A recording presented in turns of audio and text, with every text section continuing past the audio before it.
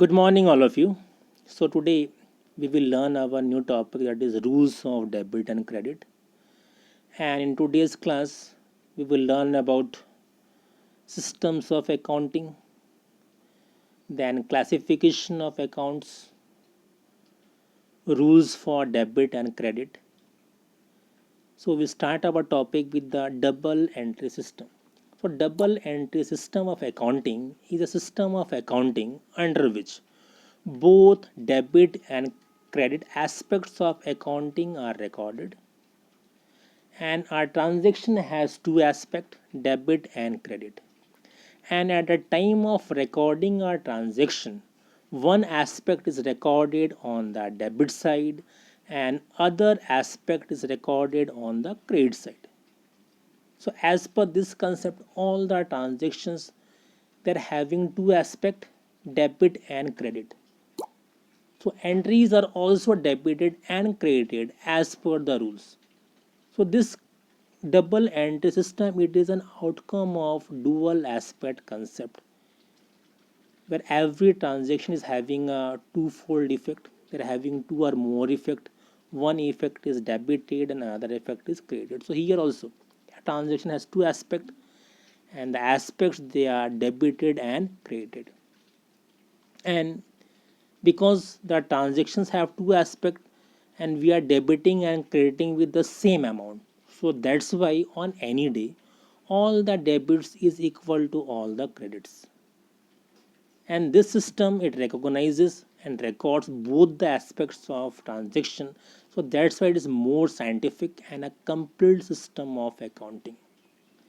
And regarding single entry system, it is an incomplete system of accounting, because under the single entry system, few transactions, they are fully recorded where both the aspects are recorded. For few transactions, only one aspect, either debit or credit, and some of the transactions are not recorded at all. So that's why single entry system is not admissible by income tax authorities. It is mainly maintained by very small businessmen, those who don't have the knowledge of accounting. So that is a unscientific method of maintaining account, and that was not admissible by income tax authorities. So as far as the big organizations are there, they have to follow double entry system. And even if somebody has prepared the account as per single entry system for purpose of filing tax, they have to get their account converted from single entry to double entry through CAs. The next is meaning of debit and credit. So debit simply refers to left hand side and credit refers to the right hand side of an account. Now what is account? So account, it is a place where transactions which are similar in nature is recorded. It is a particular place where transactions which are similar in nature, they are recorded together. An account, it is in T shape, capital T. Just assume in front of you capital T, and left hand side of the T is debit and right hand side of the T is credit. And in that T shape account, rather than write debit and credit, in abbreviation we write DR and CR. DR stand for debit and CR stand for the credit. And we are writing the amount in the debit side, we say that account is debited. And when we are recording the amount on the credit side, we say that the account has been credited. And this debit and credit, it may result in increase and decrease of the amount or account, that afterward we'll be able to know. And debiting and crediting, it depends upon the rules, how to debit, when to debit, and depending upon the rules we use to debit and credit. Now classification of account. So there are two approaches, traditional and modern. So traditional approach, it is a British approach, and modern approach, it is an American approach. Just like in English we are having British English and American English, so here also British approach and American approach. So British approach is known as traditional one and American approach is known as modern one. And in today's class only we'll cover the traditional one. In the next class, on the coming class, we will see the modern one. So under this classification of account, under the traditional approach, accounts are classified into two types, personal and impersonal. And again, impersonal account, they are classified into real account and nominal account. So two classifications, personal and impersonal. And impersonal again into real and nominal. Now let's see the next one, personal one. So personal account. So personal account, it is of three types, natural person, artificial person and representative personal account. So these are covered under personal account. So natural person means any natural born person, X, Y, Z, Ram, Shyam, Ghanshyam, Mohan, Ali, John, Sohan, Sunita, Anita, all will come under natural person. An artificial person means the persons which are created by law. That means any organization, profit organization or not for profit organization both. NTPC, SECL, Bal Bharti, Apollo, Tirupati Mandir Trust, all will come under artificial person. And representative personal account. Actually, these are the account which represents the person. But here the name of the person is not mentioned. Because if you mention the name of the person, the account will become very lengthy. For example, outstanding salary. Now maybe on a particular day, salary of maybe 500 persons are outstanding. Now just assume we are writing outstanding salary of 1, then outstanding salary of 2, outstanding salary of 3, and then up to 500 we are writing.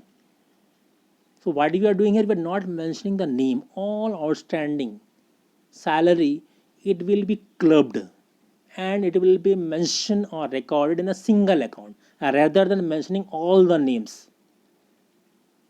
All will be come under a single account and that single account will be then transferred to a balance sheet or profit and loss account. Okay, same for prepaid, accrued, unearned. So these are actually the account which represents the person, but name of the person is not mentioned. So personal account, three are there, natural, artificial and representative. Natural means natural born person, artificial means created by law. Representative, they belongs to the person but name are not mentioned here.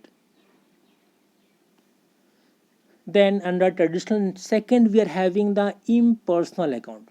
So account which are not personal in nature, such as machinery account, cash, furniture, jewelry, vehicle, land. So they are impersonal. And they are again classified into two types, real account and nominal account. The next see what is real and what is nominal. So real account are the accounts which relate to tangible or intangible assets of the firm. They represent assets only, both tangible as well as intangible. Tangible land, building, furniture, cash in hand, cash at bank, and intangible copyright, goodwill, patents, trademark, all are intangible. So real account represents assets, all type of assets, both tangible and intangible. And normal account, that is revenue or expenses account. So name suggests revenue and expenses account. So account which relate to expenses, losses, gains, revenue, they comes under the normal account. Example, salary account, purchases account, sales account, interest paid account, commission received, rent paid. So all are the part of nominal. And the net result of normal account is profit or loss. Just recall the matching concept. What is matching concept? In matching concept, it will be match revenue with expenses of a particular period, and then used to get profit or loss. That means it's a difference of revenue and expenses. So difference of revenue and expenses results in profit or loss. So all the nominal account, they results in profit or loss, which is transferred to capital account. When you have prepared the accounting equation, you have seen that profits are added to capital and losses are deducted from the capital. Okay. Now next is the rules of debit and credit, most important one. So three accounts are there. What are they? Personal, real, nominal. Personal account, natural person, artificial person, representative personal account. Real account, account of all the assets, tangible plus intangible. Nominal account, account for revenue and expenses. Now rules. Personal account, debit the receiver, credit the giver. So one thing you have to keep in mind that whenever we are debiting or crediting the account, nowhere we are going to mention our name. Never will show that we are the receiver or we are the giver. Sorry. Never you will say we are the receiver or we are the giver. Because in the heading we used to mention our name. In the books of BK Mandal, in the books of SECL, in the books of NTPC, in the books of JK Associates and Sons. So never we are going to mention the name of the business whose books we are preparing. So first is debit the receiver, credit the giver. So debit the receiver means the person who will receive from. Just listen, the person who will receive from the business. If we are the business, we are preparing our books. The person who will receive from the business, his or her account will be debited. And credit the giver means the person who will give to the business, his or her account will be credited. For example, NTPC, they pays rupees 10,000 to Ram. The Ram is receiving here. The Ram account will be debited. And we can reverse one. The NTPC, they are receiving 12,000 from SECL. So who is a giver here? SECL is a giver. So we will not think from our point of view whether we are receiving or we are from other point of view. The other person, they are the receiver or they are the giver. So the person who are receiving from us, they will be debited. And the person who will be paying to us, giver, they will be credited. And real account debit what comes in, credit what goes out. So we are dealing with assets. Assets अगर आ रहा है तो debit करना है, assets अगर जा रहा है तो क्रेडिट करना है. That means कब आएगा कब जाएगा. When we will purchase it will comes in, when we will sell it will goes out. So whenever purchase is there, that respective assets account will be debited.